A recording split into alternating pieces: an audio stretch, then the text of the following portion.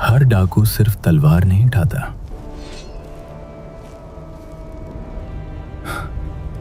कोई अपनी रूह का कत्ल कर चुका होता है। और हर वली सजदे में पैदा नहीं होता, कोई गुनाहों के खून आलूद रास्तों से गुजरकर अल्लाह तक पहुंचता है।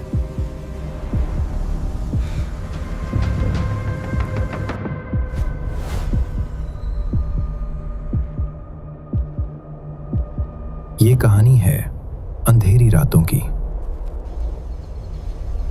जंगल की खामोशी की और एक ऐसी आयत की जिसने एक इंसान को जहन्नम के रास्ते से मोड़कर जन्नत की तरफ खड़ा कर दिया। ये वो जंगल था जिसका नाम सुनकर काफिलों की सांसें रुक जाती थीं। यहां ना कानून था, ना अमान, ना रहम।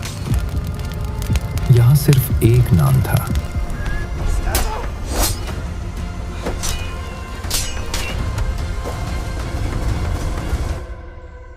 फुज़ैल बिन अय्याज।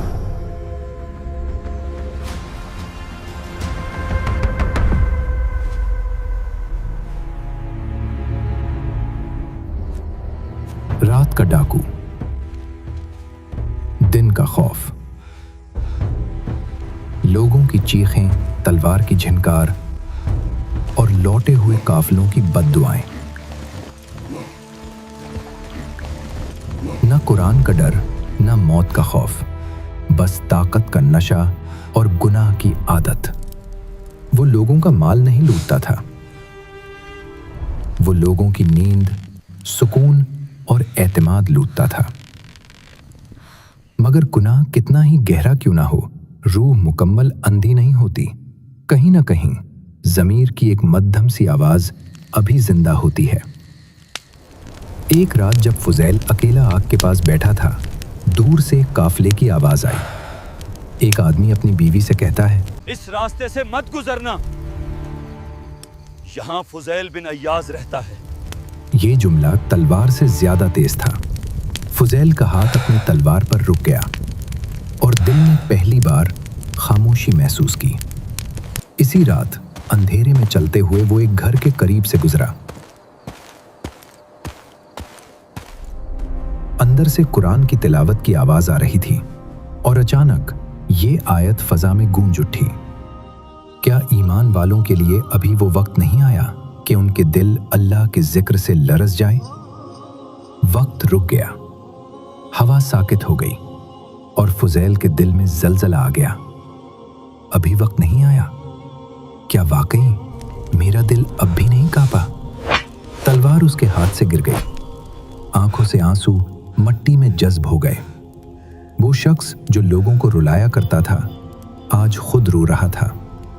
वो सजदे में गिर पड़ा, मट्टी से लिपटकर कांपती आवाज में बोला, ऐ अल्लाह, बस अब नहीं, मैं थक गया हूं, मैं बर्बाद हो चुका हूं। इसी रात जंगल ने एक डाकू खो दिया और जमीन ने एक वली की पैदाइश देखी।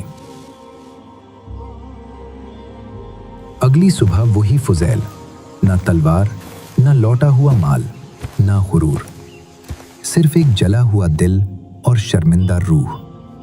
वो मदीना की तरफ चल पड़ा, क्योंकि गुनाह रास्ता नहीं होता, बस एक मोड़ होता है, और जो मोड़ मुड़ना सीख ले वही मंजिल पा लेता है।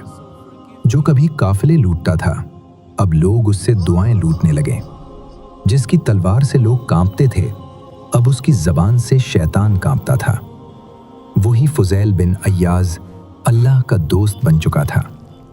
अगर फुज़ैल बिन अय्याज जैसा डाकू अल्लाह का महबूब बन सकता है, तो हम किस गुनाह के साथ उसकी रहमत से मायूस हैं? याद रखो, गुनाह अल्लाह को नहीं छोड़वाता, अल्लाह से दूरी खुद इंसान चुनता है।